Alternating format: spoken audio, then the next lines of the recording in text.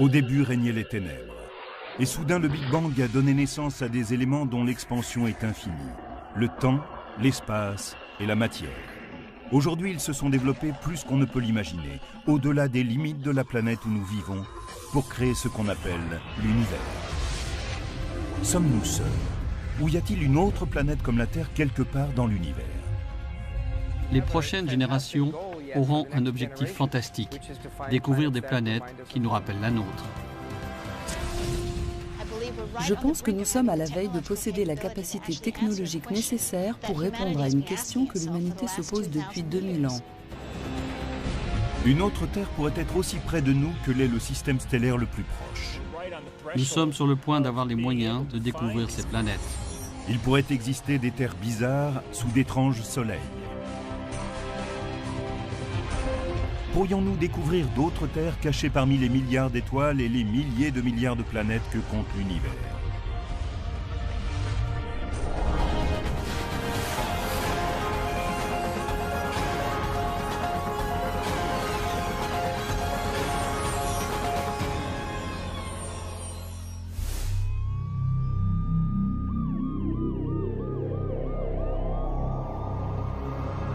Existe-t-il quelque part dans l'univers une autre Terre?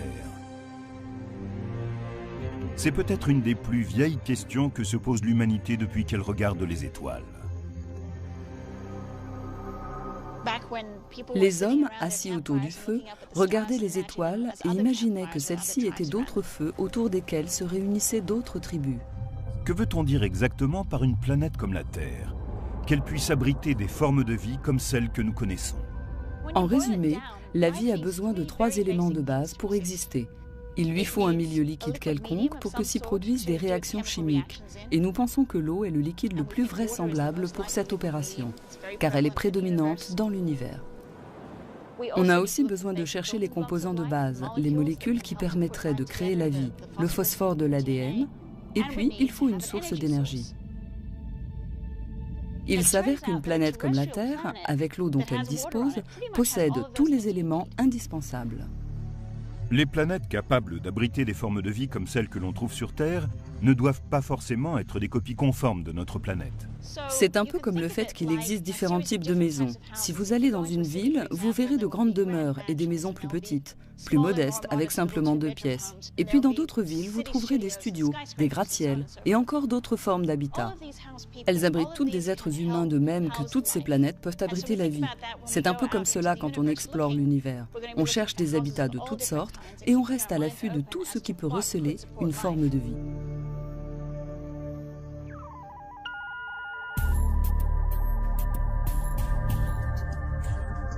Les astronomes ont découvert plus de 300 exoplanètes, des planètes en dehors du système solaire. La grande majorité sont des géantes gazeuses, plus faciles à trouver que les petites planètes comme notre Terre. Pour construire des instruments aptes à analyser des planètes comme la Terre, nous devons anticiper quelles seraient les substances chimiques de leur atmosphère. C'est pour cela que nous avons besoin de théories et de modèles. Victoria Meadows travaille dans la modélisation des planètes. Elle dirige le Virtual Planet Laboratory, le laboratoire des planètes virtuelles, à l'Université de Washington-Seattle. Ce groupe dispersé dans les institutions des 4 coins du pays construit des mondes susceptibles d'exister dans les zones inexplorées de l'univers. Le Virtual Planet Laboratory nous permet d'élaborer une simulation des planètes présentes dans l'espace, ainsi que de leur environnement, avant qu'on les découvre. Ainsi, nous pouvons explorer leurs caractéristiques. Dans ce laboratoire, on peut construire des planètes fantastiques, comme le fait un romancier de science-fiction, mais avec un super ordinateur à la place du stylo. On prend un objet semblable à la Terre, on élimine le Soleil et on le remplace par une étoile de taille et de température différentes. Au VPL, nous avons modélisé des planètes qui sont à l'origine semblables à la Terre. Et nous les avons placées autour d'étoiles plus chaudes, diffusant plus de rayons UV que notre Soleil, par exemple. La modélisation permet d'obtenir d'autres terres étranges, couvertes de plantes rouges vifs, oranges ou même noires comme de l'encre. La photosynthèse varie énormément selon la lumière de l'étoile qui brille à proximité. Sur des planètes situées autour d'étoiles F, par exemple, où la lumière est plus bleue, les plantes auront tendance à absorber plus de lumière bleue. Et du coup, les plantes devraient davantage refléter la lumière rouge, orange et jaune, et apparaître ainsi à nos yeux. Dans un monde qui tourne autour d'étoiles moins lumineuses, les plantes changeraient de couleur pour utiliser chaque parcelle de l'énergie qu'elles reçoivent. Si l'on se tourne vers des étoiles M plus froides que le Soleil, les plantes des mondes avoisinants pourraient en fait être noires, car elles voudraient absorber autant de lumière que possible afin d'opérer la photosynthèse. Ensuite, viennent les planètes qui seraient des mondes aquatiques. On aurait une Terre tournant autour d'une étoile de type M qui la frapperait en permanence de radiations mortelles.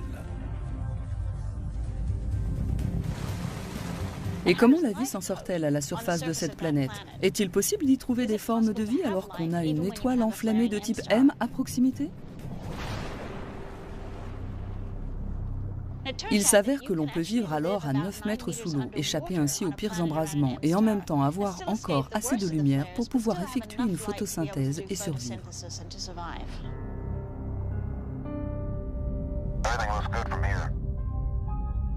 De futures missions d'exploration se profilent à l'horizon et de nombreux spécialistes planchent sur les outils qu'il leur faudra pour détecter des formes de vie sur une planète lointaine. La vie produit des gaz, la vie pue, on peut la sentir. On cherchera donc ces gaz à l'aide de spectromètres à haute résolution. Ce que nous avons vraiment besoin, c'est de prendre la lumière d'une autre planète comme la Terre et de l'analyser pour découvrir la composition chimique de son atmosphère. Localiser ces planètes est le talent particulier de l'astronome Geoffrey Marcy de l'Université de Berkeley en Californie. Avec son collègue Paul Butler, ils ont trouvé plus d'exoplanètes que qui que ce soit d'autre.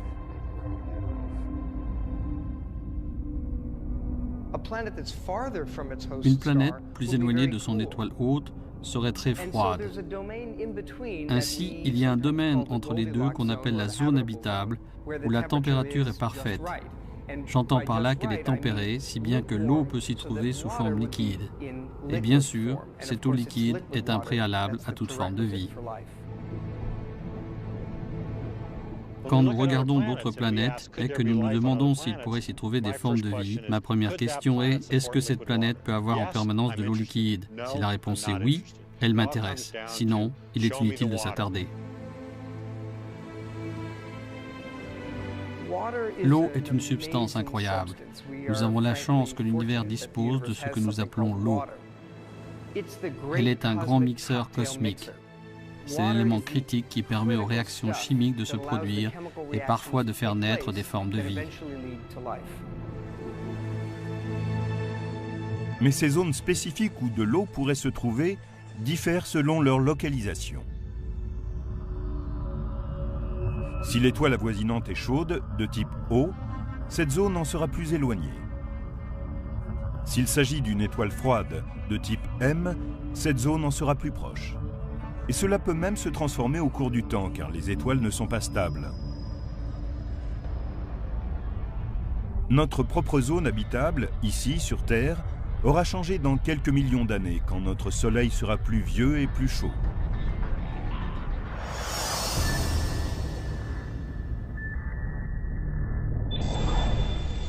La technologie actuelle ne permet pas de photographier des exoplanètes lointaines.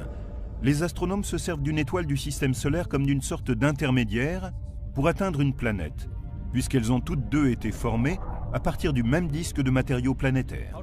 Comment savons-nous de quoi est faite une étoile? On ne peut pas y aller pour relever des échantillons, tout fondrait. L'astronome Wesley Traub dirige les recherches du GPL de la NASA en vue de fournir la nouvelle génération d'outils qui permettront d'observer les planètes en dehors du système solaire.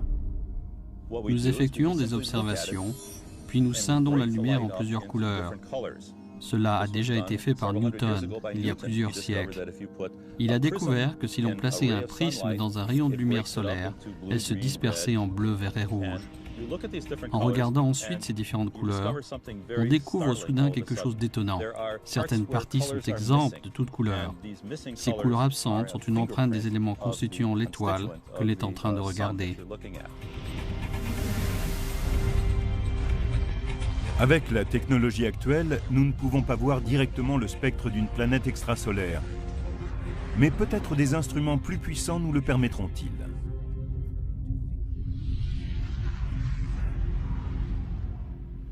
Si on observe cette lumière venant de la planète et qu'on la disperse avec un prisme ou un instrument analogue, on peut dire de quoi est constituée cette planète. C'est ainsi que nous savons si elle possède de l'oxygène, comme notre atmosphère. Si son atmosphère contient de la vapeur d'eau, de l'ozone, du dioxyde de carbone et de l'oxyde d'azote. Et rien dans l'univers ne demeure fixe avec le temps. Quand notre Terre s'est formée il y a 4,5 millions d'années, son atmosphère était très différente de ce qu'elle est aujourd'hui. Victoria Meadows et son équipe ont pour objectif d'anticiper et d'élaborer des modèles d'autres planètes semblables à la Terre. Il serait un peu irréfléchi de ne rechercher que des planètes riches en oxygène et au même stade de développement que nous. En effet, quand on cherche des mondes habitables, ils peuvent être extrêmement différents. Il peut y en avoir de toutes sortes. Et si nous découvrons une autre Terre, quelles sont les chances d'y rencontrer une civilisation avec laquelle nous puissions communiquer ?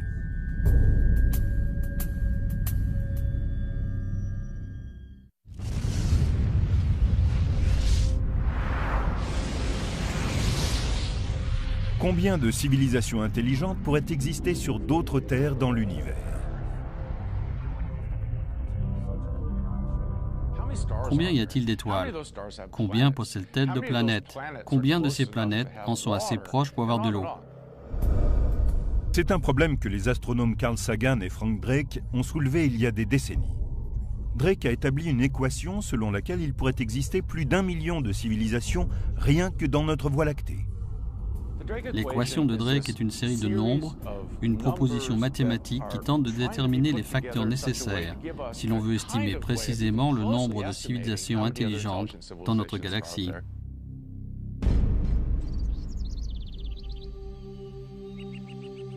Peter Ward, professeur de géologie et de paléontologie à l'Université de Washington-Seattle, pense que l'équation de Drake surestime largement le nombre de civilisations avancées qui pourraient exister sur d'autres terres de l'univers. Peter Ward et Don Brownlee, astrophysiciens, expliquent dans leur ouvrage Rare Earth, Terre rare, pourquoi selon eux les formes de vie complexes telles que les animaux ou les humains sont sans doute rares. Nous avons commencé à penser que c'était trop simpliste, que d'autres éléments étaient en jeu. Ward cite un nombre de facteurs qui tendraient à diminuer les estimations de Drake quant au nombre de formes de vie avancées qui pourraient exister dans la Voie lactée et par extension dans l'univers. Tout d'abord, il y a la tectonique des plaques ou des rives des continents. Certains se demandent quelle est la relation avec la fréquence des formes de vie sur la planète. La tectonique des plaques produit un recyclage des éléments qui effectue des actions vraiment fondamentales. La plus importante est de générer une règle de mesure des températures, comme un thermostat de la planète. S'il commence à faire trop chaud, le processus de la tectonique des plaques nous aide à nous rafraîchir.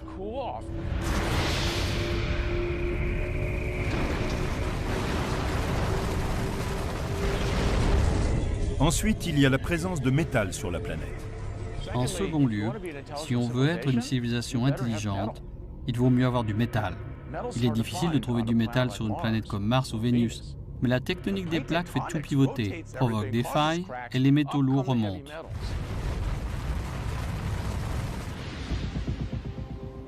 De quoi avons-nous besoin d'autre? Nous avons besoin d'une Jupiter protectrice. Le fait qu'il y ait une géante gazeuse comme Jupiter à la forte attraction gravitationnelle aux confins du système solaire protège les planètes intérieures et ses éventuelles terres d'impacts fréquents qui pourraient être catastrophiques.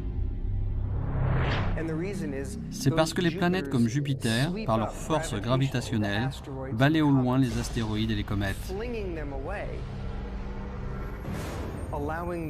Elles permettent ainsi à la Terre de survivre sans trop subir de chocs venant de débris égarés.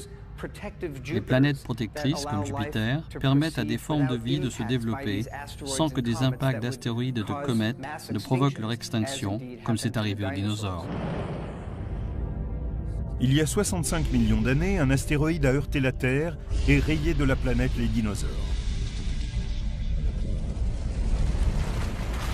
Si les dinosaures ont disparu, c'est parce que Jupiter a mal fait son boulot. Elle aurait dû être virée. Elle a été nulle ce jour-là. Elle a laissé passer un de ses astéroïdes et on a vu ce que cela a donné. La comète Shoemaker-Levy s'est écrasée sur Jupiter à la fin du siècle dernier. Quel est le rôle de cette planète? C'est important d'avoir une planète comme Jupiter à l'intérieur du système galactique. La plupart des astrophysiciens concentrent leurs efforts dans la recherche de mondes situés dans la zone habitable, autour d'une étoile. Mais Ward et son co-auteur pensent que la position de la planète à l'intérieur de la galaxie est également un élément important. C'est pour cela que nous avons défini ce que nous appelons la zone galactique habitable, une zone à l'intérieur de la galaxie qui n'est ni trop proche ni trop lointaine. C'est la zone que nous appelons Goldilocks dans notre galaxie. Ils ont établi 9 facteurs caractéristiques de ce qu'on appelle une zone galactique habitable.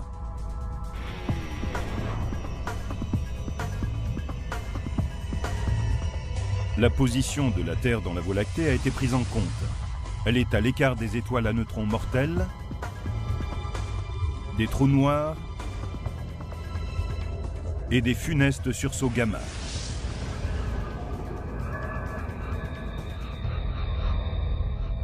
Dans ces caractéristiques sont inclus le nombre d'étoiles proches de la planète et les chances d'abriter une vie microbienne. On a même estimé la fréquence à laquelle les planètes pourraient avoir vu leur vie s'éteindre. La Terre elle-même a peut-être frôlé la catastrophe en 1998. Une étoile de forte densité, appelée un magnétar, a rejeté un sursaut gamma mortel et libéré en 0,2 de seconde autant d'énergie que le Soleil en émettra au cours des 100 000 prochaines années. Par chance, ce magnétar était situé à 20 000 années-lumière de la Terre. Il y a une question à se poser. Que se serait-il passé si ce magnétar s'était trouvé non pas à 20 000 années-lumière de la Terre, mais à 10 000? S'est-il déjà produit un événement à quelques centaines d'années-lumière seulement? Dans ce cas, de nouveaux calculs suggèrent que cela pourrait déséquilibrer notre atmosphère en une seule explosion. Et ensuite, je ne peux plus respirer.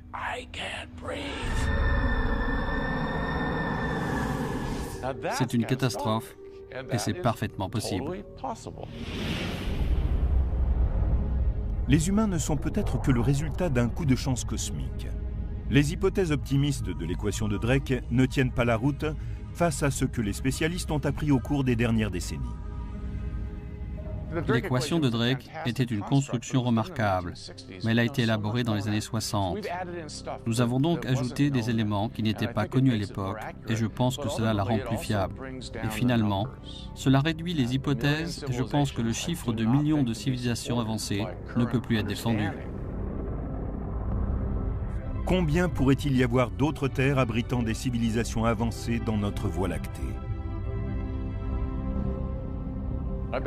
On m'a déjà demandé de nombreuses fois de faire une prédiction, et disons qu'il y en a une à laquelle je consens. Il peut y avoir plus d'une civilisation, mais moins d'1 million. Les astrophysiciens concentrent leurs recherches sur la découverte d'autres planètes comme la Terre, et ils pourraient finalement trouver une autre civilisation. Mais déjà, l'exploration d'autres terres pose d'immenses défis techniques aux spécialistes. Contrairement aux étoiles qui ont pu être cataloguées, les planètes ne peuvent être aperçues avec la technologie actuelle. Une planète, quand elle est à des années-lumière, est presque au sommet de son étoile quand on la voit de l'extérieur du système solaire. Et le pire, c'est qu'une planète semblable à la Terre, mais plusieurs fois plus grande, ne reflète qu'une quantité infinitésimale de la lumière de son étoile. Nous avons ainsi une étoile brillante et une planète 10 milliards de fois plus pâle. Pour beaucoup d'entre nous, il est difficile d'imaginer ce qu'est réellement 10 milliards de fois. Mais prenons une luciole, une toute petite luciole avec une lumière très faible, et supposons que cette luciole tourne autour d'un phare.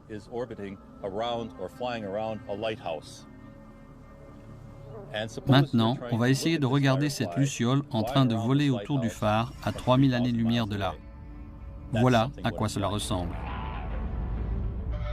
En admettant qu'on ait trouvé la tâche que représente la luciole, il faut ensuite imaginer ce qu'elle respire en analysant le gaz qu'elle exhale.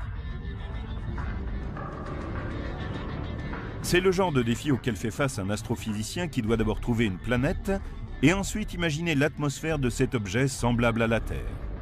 Les spécialistes ont toutefois conçu des façons indirectes de découvrir des planètes extrasolaires. Si ceci est l'étoile, très brillante, et ceci la planète, quand elle se déplace devant l'étoile, cette dernière devient plus sombre et nous sommes capables de nous en apercevoir. C'est ce qu'on appelle la méthode du transit, qui permet de découvrir une planète en observant son trajet ou transit par rapport à une étoile lointaine. Le volume de lumière qu'elle bloque en passant devant l'étoile nous indique la taille de la planète. Nous utilisons cette méthode pour comprendre s'il s'agit d'une petite planète comme Mercure, d'une planète comme la Terre ou d'une géante comme Jupiter. Et nous utilisons la période orbitale et la température de l'étoile pour déterminer s'il s'agit d'une zone habitable. La période orbitale est le temps que prend une planète pour faire le tour de son étoile. Elle va son chemin, revient une année plus tard et continue ainsi. Quand cette période est combinée au type et à la taille de l'étoile, cela indique aux spécialistes si les planètes découvertes sont potentiellement dans une zone habitable.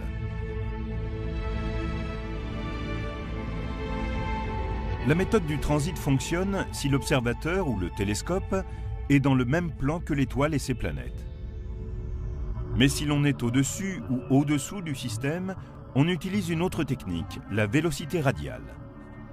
Cette méthode dépend de l'observation attentive d'une étoile lointaine. Il s'agit de voir si elle est tirée en avant et en arrière par la force gravitationnelle d'une exoplanète invisible. Les astrophysiciens peuvent utiliser cette information pour imaginer les caractéristiques de l'exoplanète qui influence l'étoile. Équipés de ces outils, ils trouvent des centaines de planètes, et parmi elles, certaines dont ils n'ont jamais rêvé. Des super-terres, des Jupiters brûlantes, et même de proches cousines de notre Terre.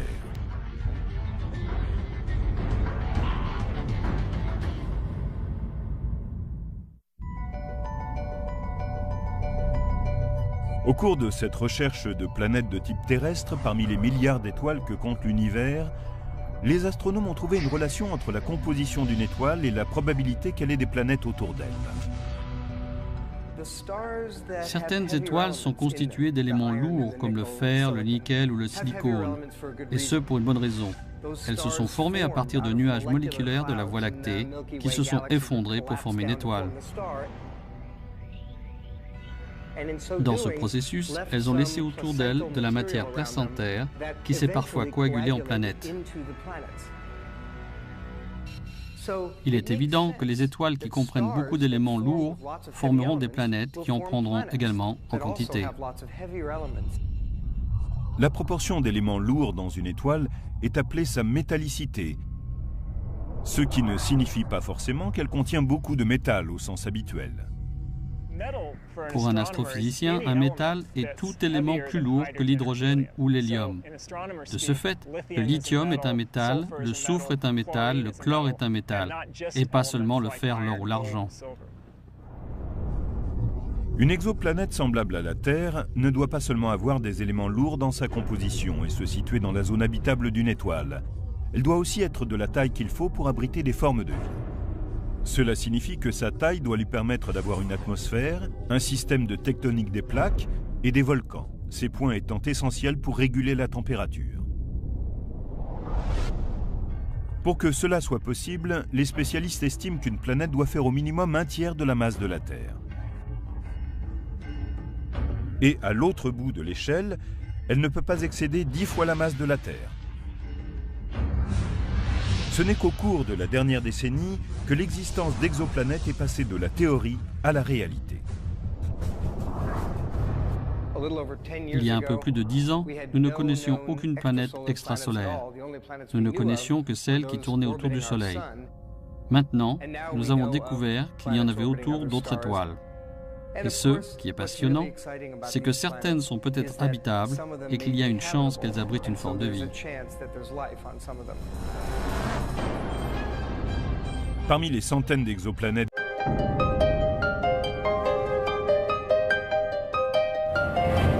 déjà découvertes, certaines pourraient ne pas avoir le profil familier de celles du système solaire. Nous avons trouvé d'étranges Jupiters qui orbitent très près de leur étoile.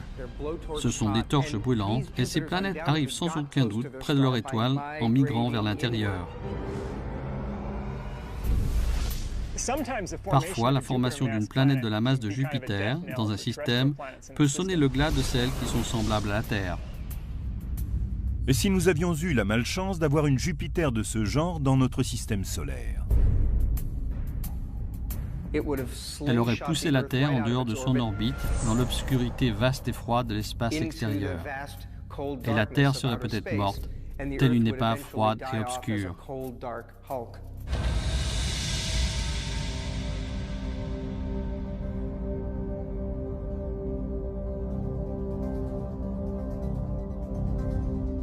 Plus de 300 exoplanètes ont été repérées et on en découvre constamment.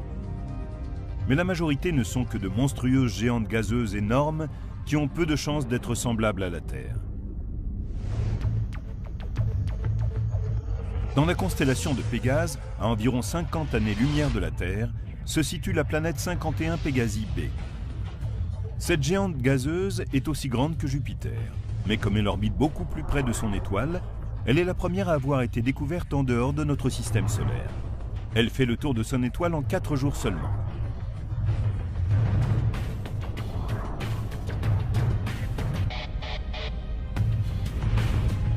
La planète 70 Virginis b est encore plus loin que Pégase. Elle est à 60 années-lumière et 7 fois et demi plus massive que notre Jupiter.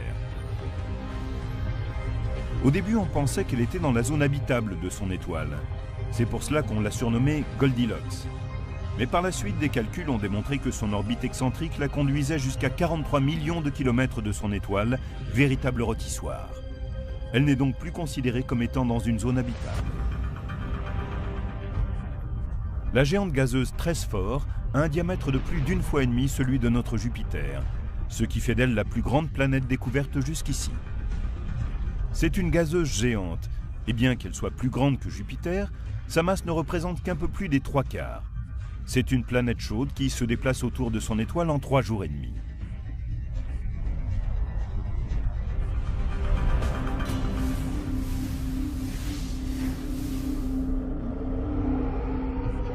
Les astrophysiciens n'ont pas découvert de planètes comme la Terre en dehors de notre système solaire, parce qu'ils ne sont toujours pas en mesure de détecter des planètes rocheuses relativement petites comme elle. La technologie n'est pas encore au point. Mais ils ont eu plus de chance en ce qui concerne les super-terres. En réalité, on a pu découvrir des planètes susceptibles de se trouver dans une zone habitable autour d'autres étoiles.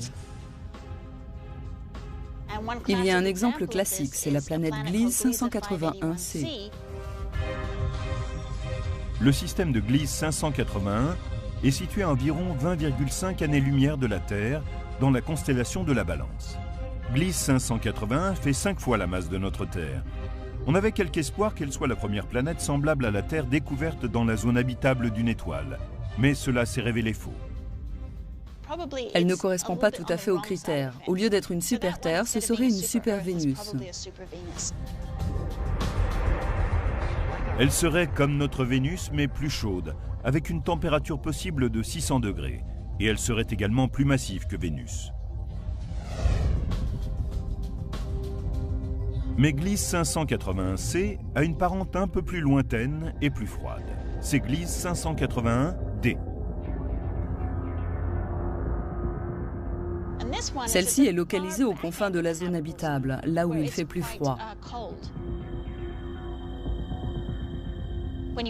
Quand on la regarde au début, on se dit qu'elle est un peu trop froide, mais il s'avère que si la planète possédait suffisamment de gaz à effet de serre, elle pourrait être assez chaude.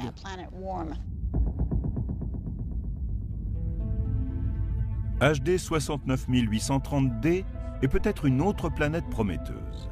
Elle fait 17 fois la taille de la Terre et se trouve à environ 42 années-lumière de notre système solaire, dans la constellation de la Poupe. HD 69830d est une planète où la vie pourrait apparaître parce qu'elle possède à peu près la bonne température.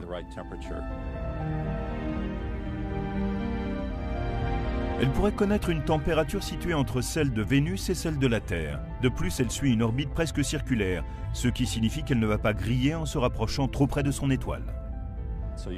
Il peut y avoir de l'eau liquide. La masse de la planète n'est peut-être pas optimum puisqu'elle représente 17 fois la masse de la Terre, ce qui en ferait une boule de roche ou une boule de gaz comme Neptune. Quand la NASA sera en mesure de lancer des missions à la recherche de planètes, on s'attend à ce que des astronomes puissent établir un spectre qui nous donnera plus d'informations sur la composition d'une planète. Il pourrait dire si elle possède une surface solide ou s'il s'agit d'un monde aquatique ou encore de quelque chose de complètement différent. La recherche d'autres terres a mené les astronomes à des années-lumière de notre voisinage spatial. Mais une autre Terre pourrait-elle exister dans notre système solaire?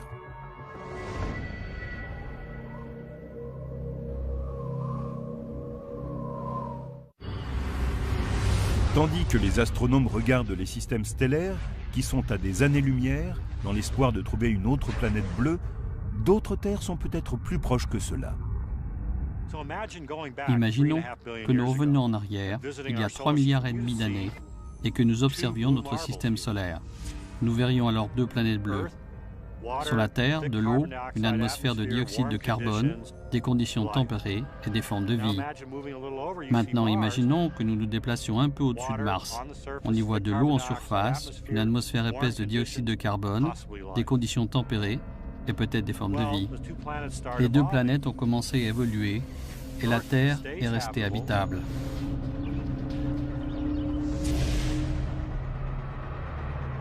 Mais pas Mars. Vénus et Mars sont juste à la limite de la zone d'habitabilité. Toutes deux peuvent être des exemples de terres qui auraient raté leur évolution, car une fois que l'on a quitté la voie, il est impossible de revenir en arrière. Mars est un enseignement. On comprend mieux à travers elle ce qu'il faut pour rester habitable dans la durée.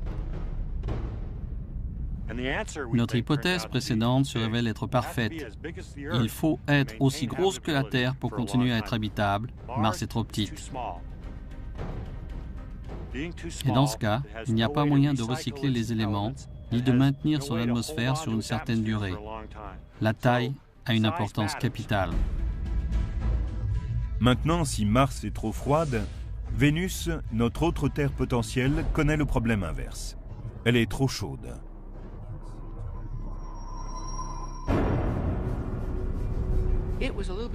Elle était un peu trop près de son étoile, du Soleil, donc elle est devenue chaude, elle l'est restée. Tous les éléments, comme le dioxyde de carbone ou le CO2, qui ont permis la formation de la Terre, ont présidé à celle de Vénus.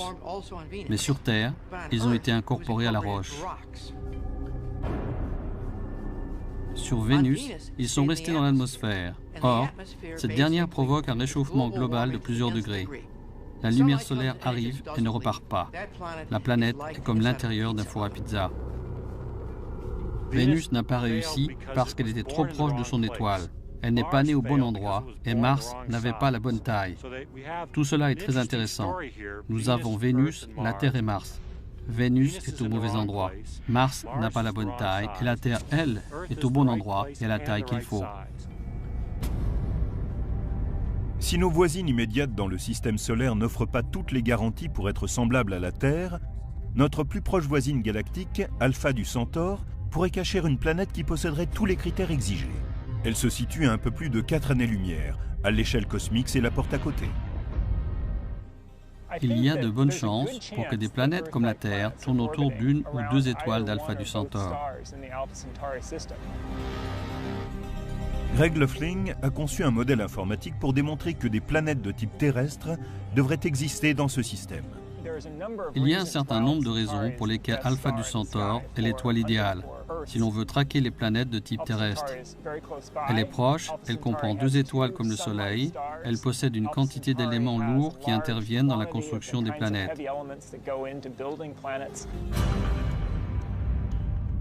À quelle distance de la Terre Alpha du Centaure se situe-t-elle? Imaginons d'abord que l'on rétrécisse le Soleil à la taille d'un grain de sable. Un grain de sable est sans doute le plus petit objet que l'on puisse voir à l'œil nu, et que l'on puisse sentir du bout des doigts. Si l'on considère que le Soleil est de la taille d'un grain de sable, le système Alpha du Centaure est comme 3 grains de sable situés à 8 km. Maintenant, si on veut trouver un système similaire à Alpha du Centaure qui convienne à notre recherche, il faut aller au-delà de l'horizon.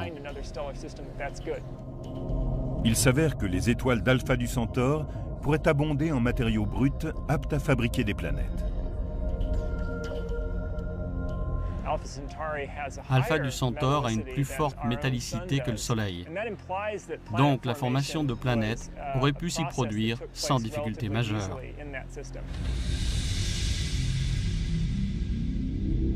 Enfin, les 2 étoiles principales d'Alpha du Centaure apportent un avantage supplémentaire. Les premières informations nous disent qu'il n'y a pas de planète de la masse de Jupiter dans le système d'Alpha du Centaure. Il est donc plus simple que des planètes de type terrestre s'y forment autour d'une ou de 2 étoiles. Car les grandes géantes gazeuses se forment autour de noyaux glacés aussi vastes que notre Terre. Il faut beaucoup d'espace froid pour que se forment ces noyaux. Regardez comme Jupiter est loin du Soleil.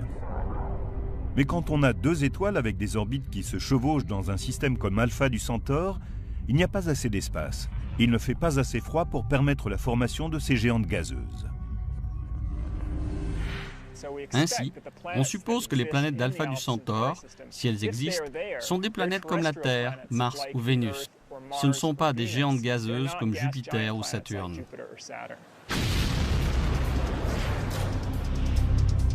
Et si nous pouvions enquêter sur le nombre de planètes comme la Terre qui existent dans notre partie de l'univers?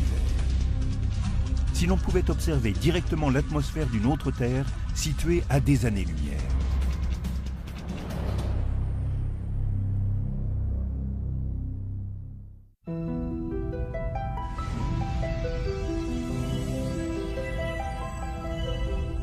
Pour découvrir une autre Terre, les astronomes doivent surmonter d'immenses défis techniques. Comment scruter une planète lointaine? C'est un problème que la NASA a abordé comme pour la conquête de la Lune, en établissant des projets qui s'étendent sur des décennies.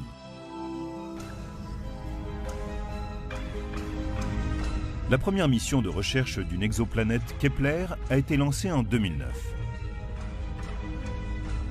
Ce projet de la NASA porte le nom du savant du XVIIe siècle, Johannes Kepler, qui découvrit les lois du mouvement des planètes.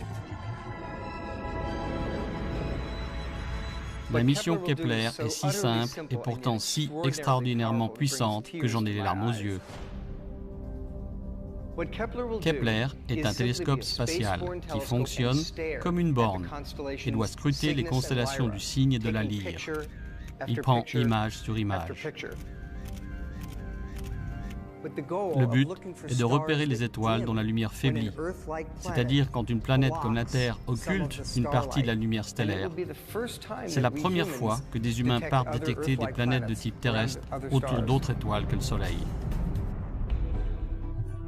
L'enquêteur principal est William Burricky. Il défend la mission depuis 25 ans. Kepler est une mission spatiale qui permet de placer un très grand télescope qui est aussi comme un caméscope. Il prend constamment des images de ces étoiles et nous renvoie l'information. Il s'agit d'un projet de recherche d'envergure modeste. On va observer une portion précise du ciel pendant 3 ans et demi pour commencer. Le résultat essentiel de cette mission sera de nous donner un décompte statistique de la population de l'endroit, combien de petites planètes il comprend et combien de grandes planètes. Les résultats de Kepler seront à leur tour utilisés pour décider des outils que l'on construira pour les prochaines missions. Kepler n'est qu'une étape, c'est une tentative pour découvrir des planètes de type terrestre et savoir si elles sont répandues. Si c'est le cas, elles devront être proches pour que nous n'ayons à construire qu'un instrument modeste. Si nous ne découvrons que quelques planètes de type terrestre, cela signifiera qu'avant d'en trouver une autre, il faudra aller beaucoup plus loin dans l'espace et donc construire un instrument beaucoup plus grand. Le télescope le plus majestueux et le plus spectaculaire jamais conçu est appelé Terrestrial Planet Finder, chercheur de planètes terrestres. Ce devrait être un énorme télescope spatial de plusieurs milliards de dollars, mais aux performances uniques.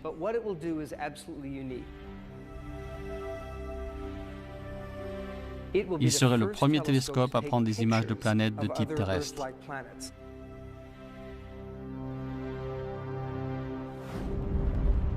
Une technologie complètement nouvelle de télescope est en développement afin d'observer directement une planète en dehors de notre système solaire.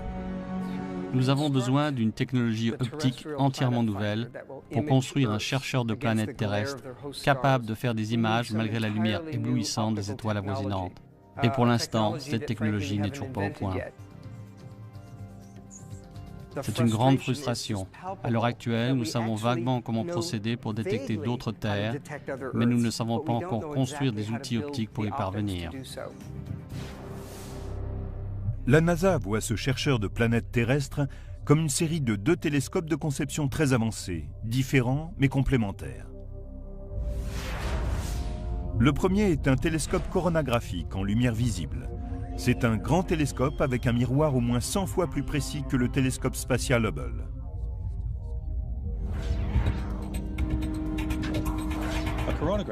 Un télescope coronographique est un télescope qui collecte la lumière d'une étoile et la concentre à l'autre bout, comme un télescope normal. Sauf qu'ici, on bloque la lumière de l'étoile et on essaye de laisser passer la lumière venant de la planète. En faisant cela, on élimine la lumière dispersée dans l'instrument, ce qui permet de regarder la planète qui est 10 milliards de fois moins lumineuse qu'une étoile principale. Le deuxième élément du chercheur de planètes terrestres est un interféromètre. Un interféromètre prend la lumière venant d'une étoile. Il la capture avec 2 télescopes ou parfois plus. Et cette lumière combinée est traitée de façon à ce que la lumière de l'étoile disparaisse. Ce qui est bien, c'est qu'on peut alors regarder une planète qui est proche de l'étoile sans que la lumière de la planète disparaisse. C'est toute la magie de l'interféromètre. Pour pouvoir faire tout cela, il faut perfectionner la technologie des outils de contrôle et de commande et leur apporter une plus grande précision. Et ce travail peut prendre des années.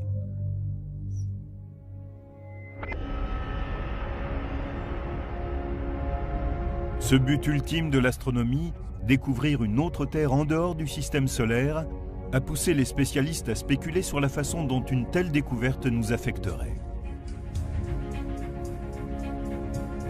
Je pense que si nous trouvons quelque part une autre Terre, cela aura un énorme impact sur la société. Je suis certaine que nous ne sommes pas seuls, que nous ne sommes que l'un des nombreux sites de vie potentiels. Et je pense que cela provoquera un énorme choc dans l'esprit des gens. Il est également possible que nous soyons uniques dans l'univers et que l'on puisse en effet découvrir des planètes semblables à la Terre, mais qu'elles n'abritent pas d'êtres intelligents. Rappelons-nous une chose importante. Il est possible que nous, humains, représentions un coup de chance dans l'arbre de l'évolution.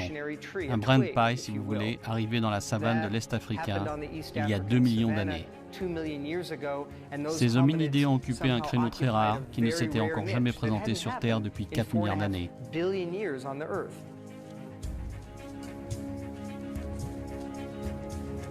Et il se pourrait bien que nous soyons une singularité extraordinaire dans la Voie lactée.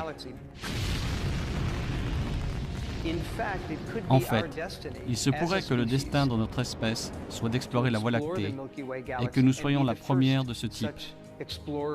Dans ce cas, nous aurions pour mission de découvrir parmi les étoiles nos racines chimiques et biologiques.